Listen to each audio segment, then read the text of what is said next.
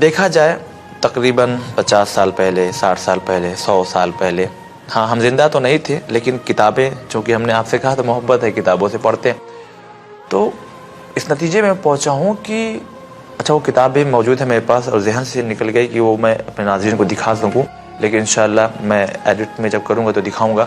100 مسلم scientist, اس کو میں دیکھ رہا ہوں تو زیادہ نہیں، 50-60 سال پہلے والے مسلم سائنٹسٹ سب تھے، زیادہ تر ہر فیلڈ میں، صرف سائنٹسٹ نہیں بلکہ تقریباً ہر فیلڈ میں مسلم پھیلے ہوئے تھے۔ میں نے اس میں مجھے کہنا نہیں چاہیے لیکن مجبوراً میں کہہ رہا ہوں کہ اس پوائنٹ کو میں نے خوب اچھی طرح اسٹڈی کی ہے۔ اچھا 3 صدی ہجری تک ہاں یہ پوزیشن تھی، میں بالکل فل میں نے یہ اسٹڈی وہ ہے۔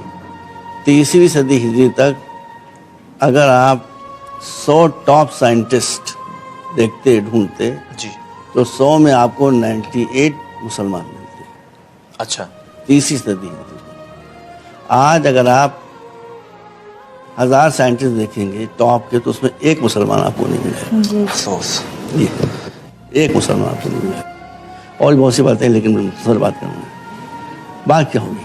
جی میں بہت لانگ ڈسکشن کرنی ہے، میں فلی اسٹڈیڈ کیا اس کو اچھی طرح۔ بات کیا ہوگی؟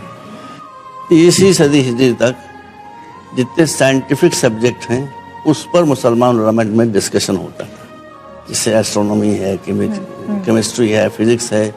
اب میں مختصر بتا رہا ہوں کہ امام محمد باقر علیہ السلام مسجد نبوی میں بیٹھ کر بالکل دھڑلے سے ایسٹرونومی اور جغرافی پڑھاتے تھے اچھا مسجد نبوی میں۔ جی جی اور ہزاروں ادیبہ نے کہا اس پر میں نے اچھی طرح اسٹڈی کی۔ 300 سال تک، 250 سال تک یہ سلسلہ رہا۔ پھر شیطان آ گیا۔ شیطان ہمیشہ بیٹا مذہبی شکل میں آتا ہے، یہ خیال رکھیے گا۔ تو وہاں یہ ہوا کہ پھر دھیرے دھیرے لوگوں کی ٹینڈنسی بدلی اور ان کو آسمانوں پر جانے کے بجائے ان کا سبجیکٹ یہ ہو گیا کہ اس کو جہنم میں بھیجیں۔ یہ سبجیکٹ بالکل بالکل صحیح جی فرمایا۔ جی میں آپ بتا رہا ہوں، کون جنت میں جائے کون جہنم میں؟ جی جنت جانے کی فکر ہی نہیں، جہنم میں کون جا رہا ہے۔ اچھا کتنے لوگوں کو زیادہ جہنم بھوکا نہ رہے، کتنے مسلمانوں کو جہنم۔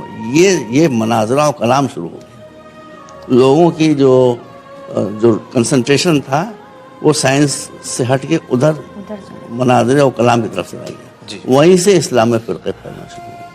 سائنس اور مذہب میں فرق یہ ہے کہ سائنس میں اگر اختلاف ہوتا ہے تو وہ اختلاف ہوتا ہے جس کو رسول نے کہا اختلاف امتی رحمہ، میری امت کا اختلاف رحمت ہے۔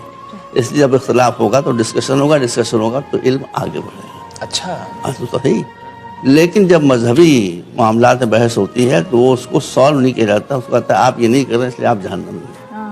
اس لیے اس سے دشمنیاں پیدا ہوتی ہیں۔ جو یہ مناظرہ پھیلایا تھا شیطان نے، وہی مسلمانوں کے زوال کی سب سے اہم کڑی ہے۔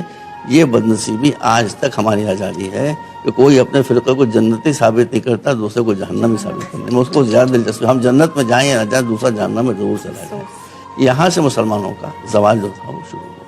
یہ بہت بدنصیبی کی بات ہے۔ اسی لیے ہم کو خالی کور کو نہیں دیکھنا ہے، کور بڑا خوبصورت ہے، ہم کو یہ بھی دیکھنا اس کے اندر کیا زہر بھرا ہوا ہے۔ صحیح۔ شیطان کی بیٹا آپ میری بیٹی ہیں، شیطان کی جو علامت ڈاکٹر صاحب قرآن نے بیان کی ہے وہ یہ ہے کہ ان الشیطان ینزغ بینہم۔ شیطان کا ایک کام ہے کہ وہ لوگوں کو لڑا دیتا ہے، چاہے وہ انسانی شکل میں ہو، چاہے وہ انسان